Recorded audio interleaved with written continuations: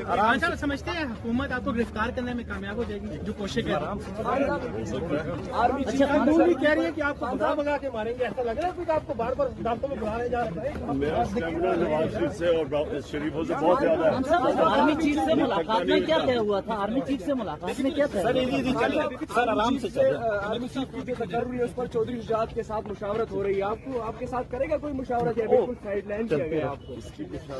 Army chief के चौधरी शुजात के साथ हो रही है। सर गिरफ्तार कर लिया हम सब आपके बयानिए पर तो सदर मुमलिकत एतमाद करते नजर नहीं आ रहे। तो आज में बड़े सारे लोग निकल आए हैं, बीजेपी सर उठा रही है, आप आगे चले जाओ, आगे इकदाम जारी करेंगे। तशवीशनाक है ये हालात। सर पंजाब में आपके हुक्म पर इस्तीफे दिए जा रहे हैं या खून काल जा रहे हैं? आपके हुक्म पर पंजाब में इस्तीफे दिए जा रहे हैं या खून काल जा रहे हैं?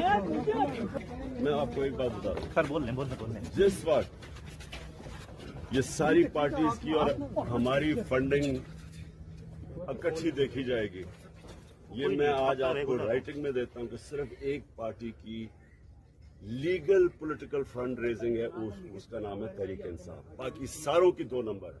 और अभी तक अफसोसनाक बात यह है कि जो चीफ इलेक्शन कमिश्नर है ये उनकी फंडिंग के सामने लेके आ रहा, जबकि हाई कोर्ट ने कहा हुआ है कि सबकी इकट्ठी सुननी चाहिए।